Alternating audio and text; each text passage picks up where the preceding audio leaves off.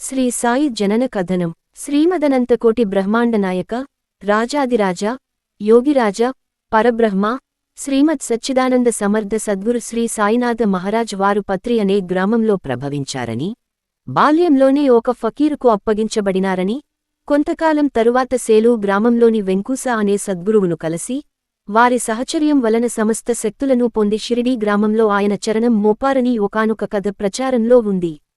ఈ కథను మొట్టమొదటిసారిగా ప్రకటించినవాడు మహారాష్ట్రలోని ప్రముఖ హరిదాసు, శ్రీ సాయిలీలా ప్రచారకుడు అయిన దాసగనుడే కావడం వలన అనేకానేక మంది దానిని విశ్వసించక తప్పలేదు. ఆ విశ్వాసంతోటే పత్రి గ్రామ సముద్భూతం వంటి అష్టకాలు వగైరా రచించబడిపోయాయి.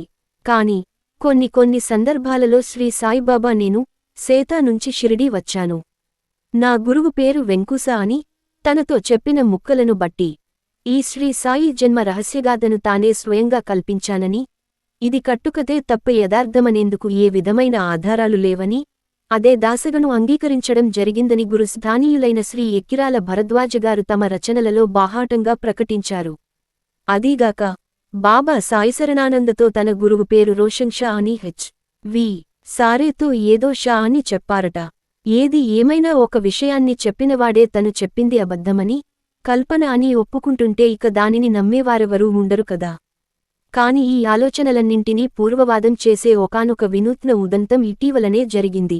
కేవలం భారతదేశంలోనే గాక అఖిల ప్రపంచంలోనూ కూడా భగవాన్గా ఆరాధించబడుతున్న శ్రీ పుట్టపర్తి సత్యసాయిబాబా సెప్టెంబర్ 28, 1990న శ్రీ షిరిడీ సాయి జన్మను గురించి ఒక అద్భుతమైన విషయాన్ని వెలువరించారు. షిరిడీ సాయి జన్మరహస్యంపై పుట్టపర్తి సాయి ప్రవచనం.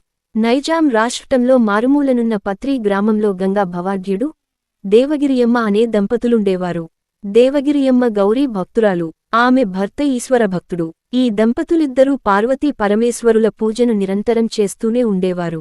దేవగిరమ్మ భర్త గంగాభవాఢ్యుడు పడవలు నడుపుకుంటూ తన జీవనయాత్ర గడుపుతూ ఉండేవాడు. వర్షాకాల మగుట చేత, గంగ ఉప్పొంగుట చేత గట్టున పడవలు కొట్టుకొని పోతాయేమో అని భార్యతో చెప్పి, ఆనాటి రాత్రికి ఇంటికి రాకుండా పడవలను భద్రంగా చూసుకుంటానని చెప్పినాడు. భర్త కోరిక ప్రకారం 7 గంటలకే అతనికి భోజనం పెట్టి పంపించి, తాను కూడా 7 గంటలకే భుజించింది. 9 గంటల సమయమందు తలుపు కొట్టిన శబ్దం విని, తన భర్త తిరిగి వచ్చినాడేమో అని ఆతృతతో తాను పోయి తలుపు తెరచింది దేవగిరియమ్మ. విత చరిత్ర ప్రవచనం సందేశాలు. ఎవరో ఒక వృద్ధుడు లోపల ప్రవేశించాడు. అమ్మా, బయట చలి చాలా తీవ్రంగా ఉంది. లోపల నాకు కాస్త పడుకునేందుకు చోటు ఇవ్వమని అడిగాడు. ఆమె చాలా ఉత్తమురాలు కనుకనే వరండా లోపలికి పరుపు తెచ్చి ఇచ్చి, అక్కడ పడుకోమని చెప్పి ఆమె తన తలుపు వేసుకుని లోపలికి వెళ్ళిపోయింది. కొంతసేపు అయిందో లేదో తిరిగి ఆ వృద్ధుడు తలుపులు తట్టాడు. ఆమె తిరిగి తలుపులు తెరిచింది. అమ్మా, నాకు చాలా ఆకలిగా ఉంటున్నది, ఇంత అన్నం పెట్టు అన్నాడు. ఆమె ఇంటిలో వెతికి కొంచెం పిండిని పెరుగులో కలిపి ఇచ్చింది. తిరిగి ఆమె తలుపులు వేసుకుని లోపలికి వెళ్ళింది. ఆ వృద్ధుడు ఆమెతో తల్లి, నాకు కాళ్ళు నొప్పులుగా ఉంటున్నాయి, కొంచెం మొత్తుతావా అన్నాడు.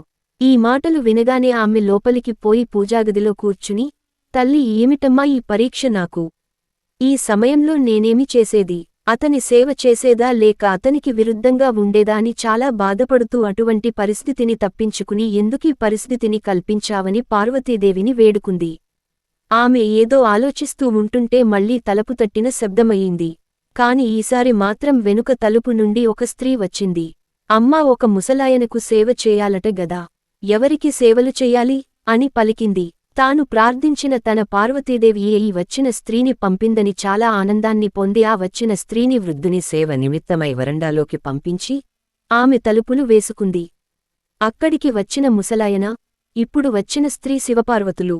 వీరిద్దరూ ఒకరితో ఒకరు ఈ విధంగా మాట్లాడుకోవడం జరిగింది. పార్వతి, ఆమె మనోభీష్టమును నెరవేర్చు అని ఈశ్వరుడు చెప్పాడు. వెంటనే పార్వతి ఈశ్వరుని అడిగింది, మీరు పరమేశ్వరులు కదా, మీరే అనుగ్రహించండి. వెంటనే ఈశ్వరుడు, నేను ఈమెను పరీక్షించడం కోసం వచ్చిన వాడను. నీవు ఆమె ప్రార్థన విని వచ్చినదానవు కనుక నీవే ఆ వరాలు అందించు అన్నాడు. తిరిగి తలుపు తట్టిన శబ్దం విని ఆ స్త్రీ ఉంది కదా అని ఆమె ధైర్యంతో తలుపు తెరచింది. వారిద్దరూ పార్వతీపరమేశ్వరుల రూపాల్ని ధరించి దర్శనమిచ్చారు. దేవగిరియమ్మ ఈ ఆనందాన్ని భరించలేకపోయి అమితమైన సంతోషముతో వారి పాదాలపైన పడింది. అప్పుడు పార్వతి ఇలా ఆశీర్వదించింది, వంశోద్ధారకుడైన ఒక కుమారుడిని కన్యాదానము చేయుటకు ఒక కుమార్తెను నీకు అనుగ్రహిస్తున్నాను అని చెప్పింది. దేవగిరియమ్మ వెంటనే ఈశ్వరుని పాదాలపైన పడింది. అమ్మా, నీ భక్తికి సంతోషించాను. 3వ గర్భంలో నేను వచ్చి పుడతాను అని దీవించాడు ఈశ్వరుడు.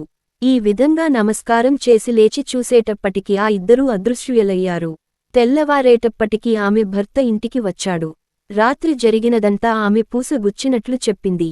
ఆమె చెప్పిన మాటల్లో ఆయనకు నమ్మకము కలుగకపోవుటచేత దేవగిరి, ఏమిటి నీకి పిచ్చి, ఏదో కల వచ్చింది కాబోలు. పార్వతి ఏమిటి, పరమేశ్వరుడేమిటి అని ఈ విధంగా ఆమెను హేళన చేసుకుంటూ వచ్చాడు. అతనికి నమ్మకం కలుగలేదు. కొంతకాలం గడిచిన తరువాత దేవగిరమ్మ గర్భం ధరించింది. అనుకున్న విధంగానే కుమారుడు పుట్టాడు. ఇంకొక సంవత్సరమైన తర్వాత కుమార్తె పుట్టడం జరిగింది.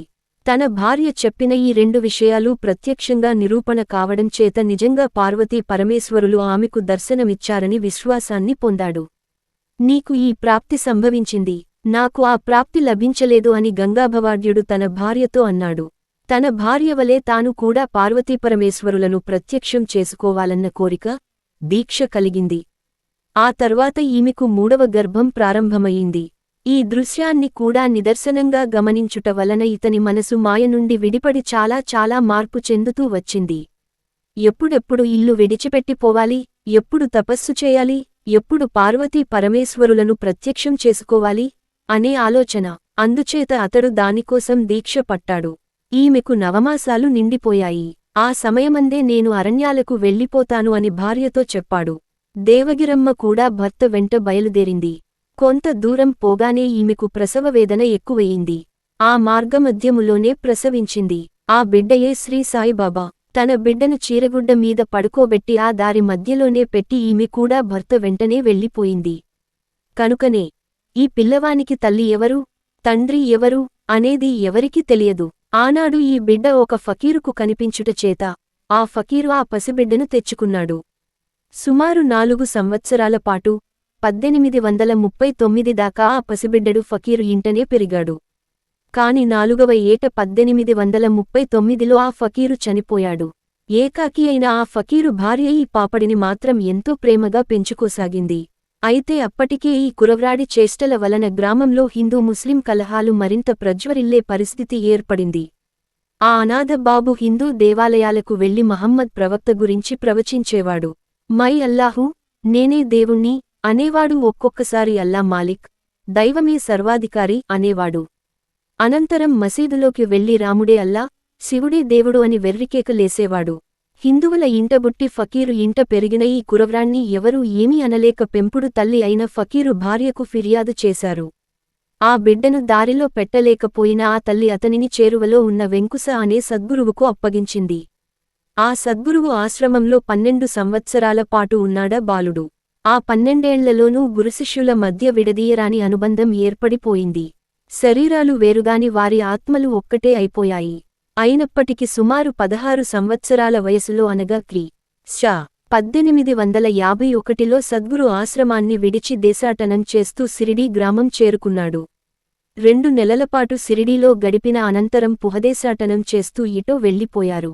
మళ్లీ చాంద్భాయి పోటీలు బంధువుల పెళ్లి నిమిత్తమై ఆ పెళ్లివారితో కలిసి సిరిడీ చేరడం.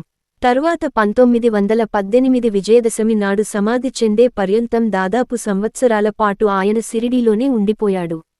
ఇది అసలు కథ. శ్రీ పుట్టపర్తి సాయిబాబాచే చెప్పబడిన సద్గురు సాయినాథ వారి జన్మగాథ శ్రీ సత్యసాయి యోగశక్తికి, దివ్యవృష్టికి ప్రతీకగా భావించాలి.